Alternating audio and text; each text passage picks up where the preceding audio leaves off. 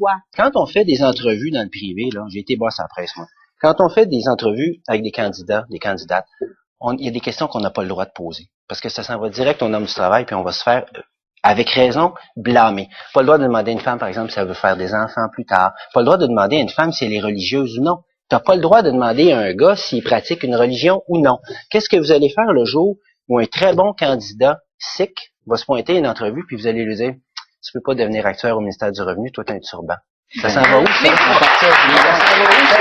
Que l'opinion de Jacques Parizeau peut être pesante et significative dans le débat actuel. D'après vous, vous qui avez rencontré M. Parizeau ici même, moins qu'avant. Vous aviez été assez impressionné par le personnage. Mais moins qu'avant. Diriez-vous que même s'il est peut-être moins qu'avant, je suis même pas sûr, que c'est un citoyen comme les autres? Non. Bon. C'est pourtant ça que le PQ essaie de nous faire croire depuis ce matin. Jacques Parizeau est un citoyen ordinaire, comme les autres, qui s'exprime et dont l'opinion a à peu près le poids des autres. Je crois pas ça. Jacques Parizeau a encore un poids dans le parti, dans le mouvement souverainiste et chez les jeunes aussi, où il est très écouté, parfois beaucoup plus que les leaders actuels. Monsieur Parizeau, contrairement à d'autres, est encore capable de remplir des salles de cégep, contrairement à beaucoup d'autres leaders souverainistes qui n'y arrivent plus.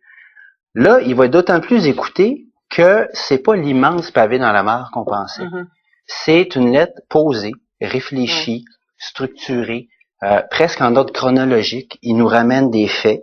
Il le fait très doucement. Il a pris le temps de le faire. C'est une lettre raisonnable qui, en plus, amène un genre d'accommodement raisonnable qu'il offre au PQ. En disant, voici une façon dont vous pourriez vous en sortir. Il offre un pont. Et il parle pas seulement au PQ, parce que là, on avait dit, c'est sûr, la belle-mère, il y a tellement Marois qui va encore la planter. C'est pas ça. Il parle beaucoup plus largement. Il parle du nous. Donc, c'est un pont qu'il offre. Moi, je pense que c'est une lettre raisonnable, raisonnée, qu'il faut relire, qu'il faut méditer. Puis le PQ aurait peut-être intérêt, le gouvernement, à écouter les siens. Oui. Les Camille Bouchard qui viennent ici, les Jacques Parizeau qui écrivent, les Maria Mourani qui a été jetée dehors du bloc. Ce sont les leurs. Ils devraient les écouter. Hélène, est-ce que le manifeste des Jeannettes va être un point tournant dans le débat sur la charte? Oui, quoi que je vous trouve généreuse en parlant d'un manifeste, là, c'est plus une un paragraphe. Une lettre, là. Oui. Non, c'est un paragraphe.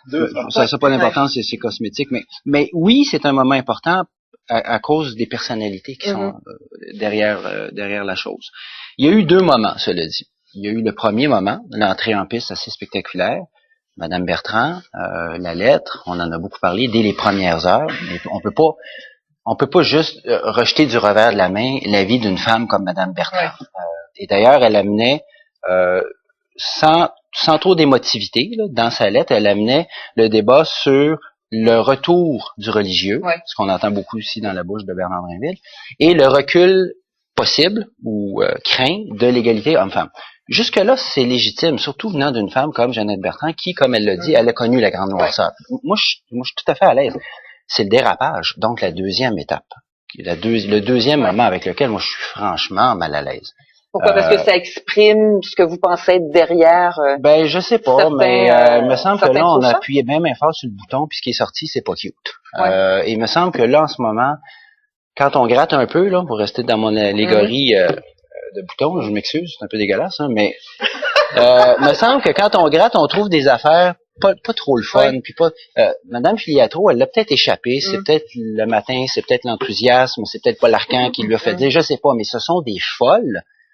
Là, on est dans le racisme. Et puis je mesure mes mots, je fais attention à mes mots. Quand Madame Bertrand dit après, moi j'aurais peur de me faire soigner par une femme qui porte un voile, là on est dans la xénophobie.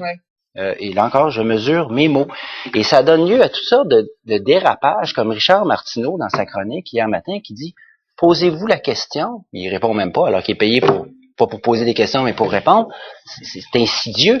Pourquoi il y a tant de femmes tant de femmes voilées qui tiennent à travailler dans des CPE? C'est quoi cette question-là?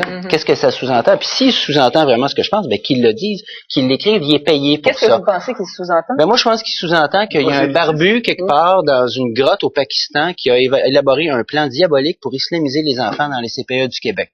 C'est aussi niaiseux que ça. Pourquoi il y a autant de femmes voilées qui tiennent à travailler dans les CPE?